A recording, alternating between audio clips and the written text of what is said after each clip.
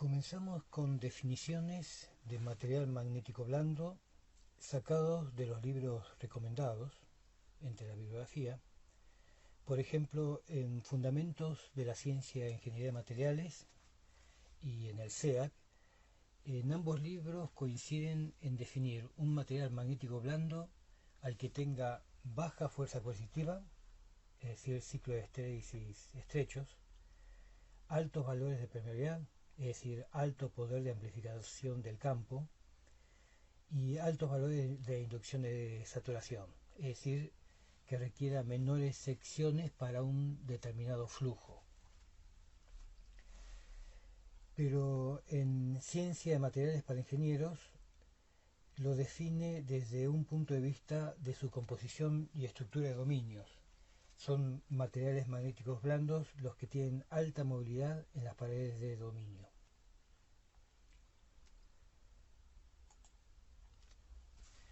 Vemos algunos ejemplos de valores en materiales magnéticos blandos sacados de Fundamentos de la Ciencia e Ingeniería de Materiales. Fíjense que para los valores de inducción de saturación tenemos para el hierro magnético convencional 2,5 Tesla, es decir, 21 kilogauss. La fuerza coercitiva está en amper centímetro. Si lo llevamos a amper metro, que sería el sistema MKS, veríamos que está en 88 amper metro.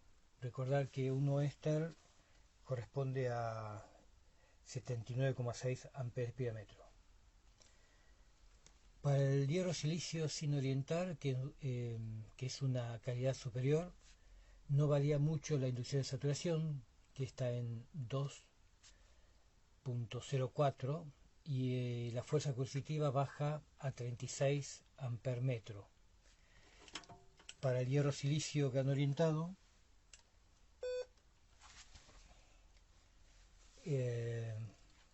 sí baja la fuerza coercitiva a 6 amper metro.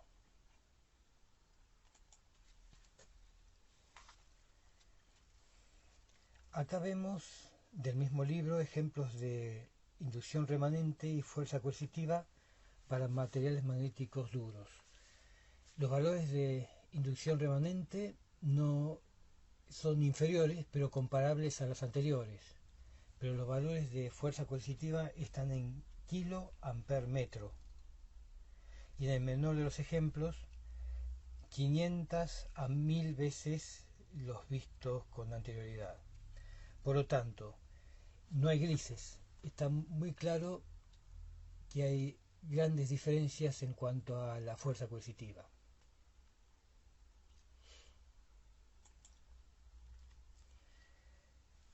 Esta tabla ya la hemos visto antes, es de materiales eléctricos de la enciclopedia SEAC, donde vemos ejemplos de materiales magnéticos blandos, como por ejemplo para el caso del hierro dulce, de una permeabilidad inicial de 300, una permeabilidad máxima de 6000. Decíamos en la clase anterior que la permeabilidad inicial nos interesa para aplicaciones que requieran una rápida reacción ante la presencia de un campo, por ejemplo el caso de un contactor, y la permeabilidad máxima en la mayoría de los equipos donde es importante sacarle el máximo provecho de amplificación al material.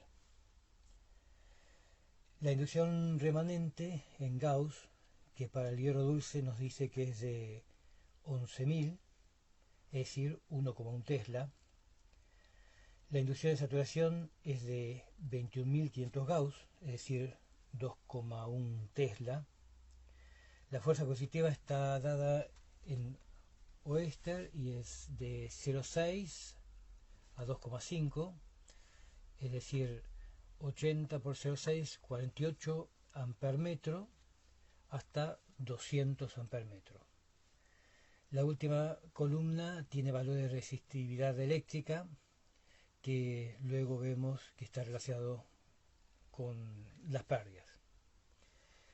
Para el caso de acero dulce, la fuerza coercitiva es 1, para la fundición de hierro 0,5 o éster y los valores a continuación son aún menores.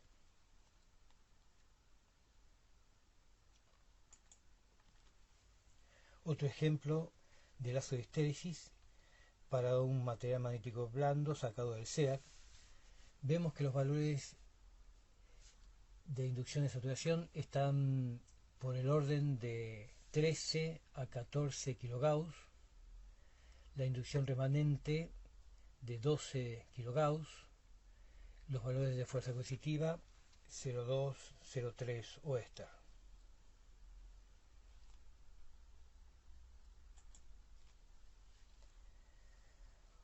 Otro ejemplo, valores de fuerza coercitiva, pero para materiales magnéticos duros. Acá nos interesa en particular el segundo cuadrante, donde tenemos en el eje X graduado en Oester y el eje Y en kilogauss. Vemos para distintos aceros, por ejemplo acero al carbono, tungsteno, cromo, valores de inducción remanente entre 8 y 10 kilogauss, que no difieren mucho de los vistos antes, pero para los valores de fuerza coercitiva están todos por arriba de 50 a 250 Oester, y antes hablábamos de 0,2 Oester. Por lo tanto, los valores de inducción remanente para los materiales blandos son por lo general mayores que los de los materiales duros, pero del orden. En cambio, los valores de fuerza coercitiva son muy diferentes.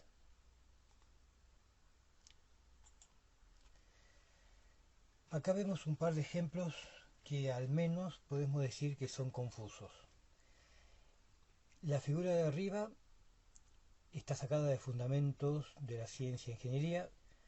No están indicadas las unidades, pero por lo que estuvimos viendo hasta ahora, para los valores de inducción sería correcto una tendencia en general a mayores valores en el caso de material magnético blando, pero la fuerza coercitiva, si en el lazo del material magnético blando es de 1, en el material magnético duro debería ser de 500 a 1000 veces superior, y no alcanzaría la pantalla para graficarlo en las mismas unidades. En la figura de abajo, que corresponde a ciencia de materiales para ingenieros, directamente tenemos que decir que está totalmente errado el ejemplo. No pueden convivir en un mismo gráfico ambos lazos. Inclusive el material magnético duro presenta en general valores de inducciones mayores que los del ejemplo del material blando.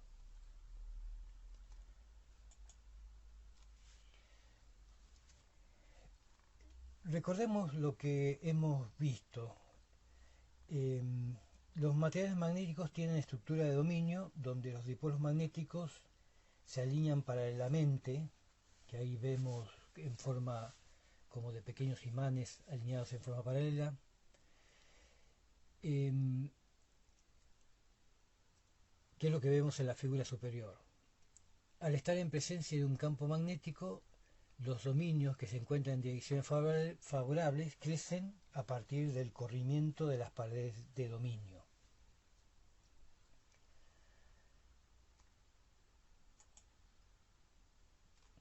Cuando el material está desmagnetizado, los dominios se distribuyen al azar, que sería la primera imagen que vemos en el origen de coordenadas.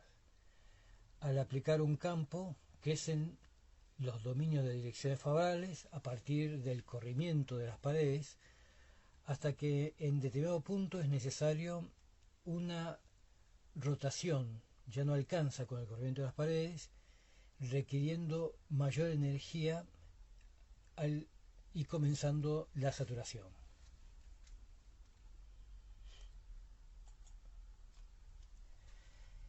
En la figura de la izquierda, el área resaltada representa la energía absorbida por el núcleo durante la magnetización.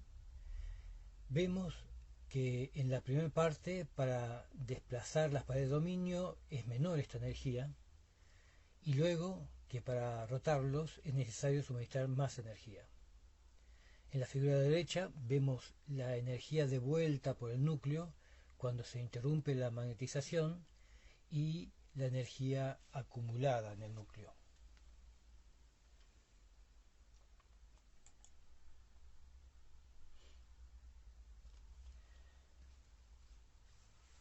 Cuando analizamos el circuito magnético con núcleo, al aplicar una corriente alterna, este genera una fuerza magnética N por I y un flujo que varía entre más y menos phi máximo, como se ve en la figura. Se demuestra que la energía de pérdidas por estéresis es el área del lazo, e integrando se llega a la ecuación que muestra que las pérdidas, una pérdida por histéresis, es igual a un coeficiente que tiene en cuenta las propiedades del material, propio de cada material, coeficiente de histéresis, C sub I, por la frecuencia, por la inducción elevado a otro coeficiente denominado de Steinmetz. En las páginas que les dejo en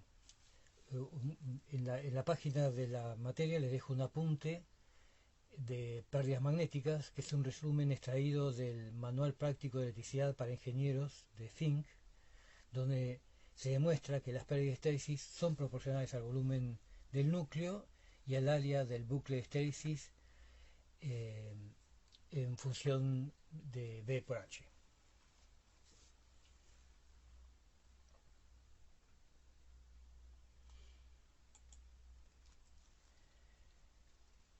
Como conclusión podemos decir que las pérdidas de histéresis es la energía necesaria para empujar las paredes de dominio y rotarlos si superan el punto de saturación. Esta energía depende de los obstáculos, mayormente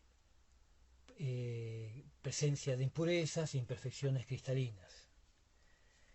En un material magnético blando se busca minimizar estos obstáculos. En un material magnético duro, como veremos más adelante, se siembran intencionalmente para evitar que el material se desmagnetice. Las pérdidas por estéresis son proporcionales al área del lazo. Esto está contemplado en el coeficiente de Steinmetz y tiene una dependencia lineal con la frecuencia.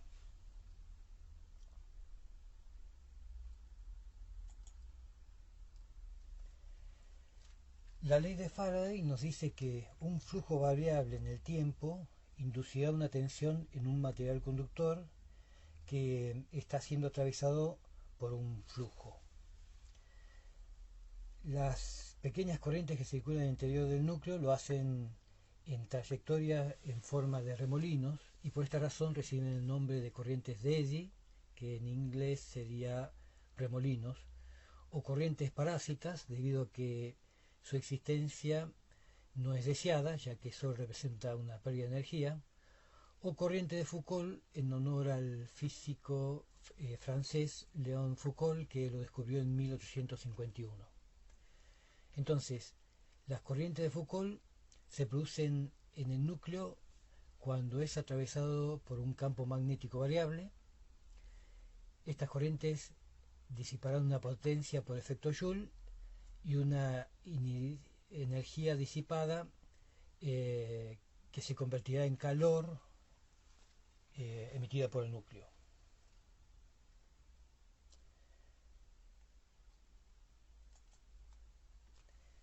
Les dejo un video que muestra claramente el efecto de frenado en un péndulo debido a las corrientes de Foucault y cómo disminuye al disminuir la superficie perpendicular al campo.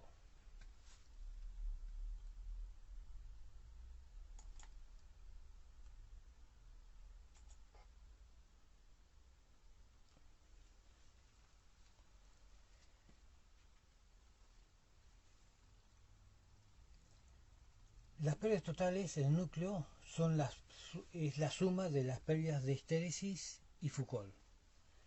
Para determinar las pérdidas de histéresis tenemos dos incógnitas, el coeficiente de histéresis y el coeficiente de Steinmetz. Para determinar las pérdidas de Foucault tenemos como incógnita el coeficiente Foucault. Si se plantea un sistema de tres ecuaciones con tres incógnitas, tenemos solución matemática, que es la planteada en esta filmina y está desarrollada en el apunte que les dejo. Se debe realizar un ensayo obteniendo un valor de pérdidas 1 a una frecuencia 1 y a una inducción 1, y luego repetirlo obteniendo las pérdidas 2 a una frecuencia 2, a una inducción 2, y luego un tercer ensayo donde se cruzan los datos a la frecuencia 1 y la inducción 2. De esta forma, este sistema de ecuaciones tendría las soluciones que están aquí planteadas.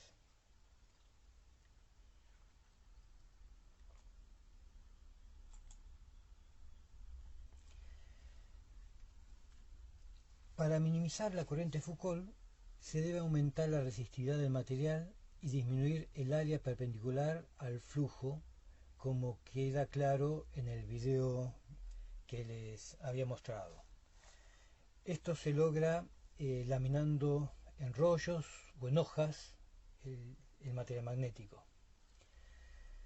Las medidas estandarizadas son de espesores de 0,25 y 0,35 milímetros para máquinas en general y 0,5 en máquinas rotantes para tener una mayor resistencia mecánica. Las láminas son aisladas entre sí con una pintura que debe cumplir además ciertos requisitos establecidos por normas. Por ejemplo, la americana ISI C5 establece que tiene que ser una pintura inorgánica de alta resistencia mecánica, debe soportar temperaturas superiores a 800 grados, que es una temperatura que se alcanza durante tratamientos térmicos en estos materiales, debe ser resistente al aceite utilizado en transformadores, debe tener buena adherencia y resistencia a operaciones normales de cizallado y troquelado. El cizallado es como las guillotinas para cortar papel que vemos en las fotocopiadoras.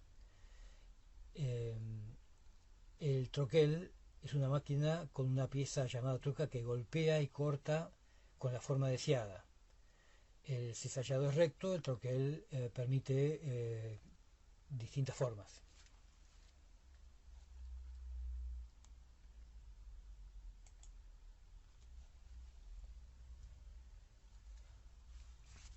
Ahora vamos a ver los principales materiales magnéticos blandos que comúnmente utilizados en aplicaciones eléctricas, y vamos a comenzar con el hierro.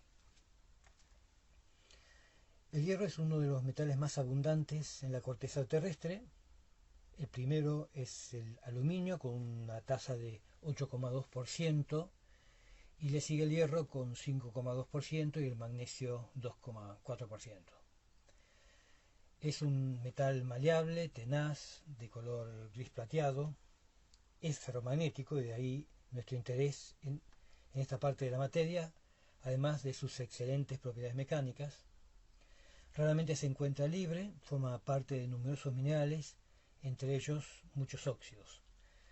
Para obtener hierro en estado elemental, los óxidos se reducen con carbono y luego sometido a un proceso de refinado para eliminar las impurezas presentes.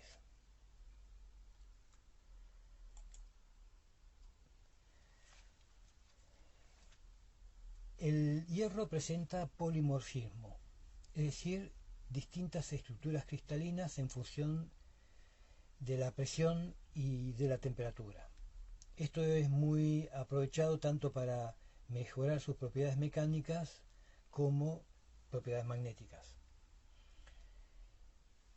A presión atmosférica, el hierro alfa es estable hasta los 911 grados centígrados, tiene estructura BCC, cúbica centrada en el cuerpo. Entre 911 y 1392 grados centígrados, el hierro gamma, que tiene estructura cúbica centrado en las caras. Entre 1392 y 1593, el hierro delta vuelve a cúbica centrada en el cuerpo. Y luego el hierro epsilon, a altas presiones, presenta estructura hexagonal compacta. El hierro alfa es ferromagnético hasta la temperatura de Curie de 768 grados centígrados, a partir del cual pasa a ser paramagnético, como lo hemos visto en la clase anterior.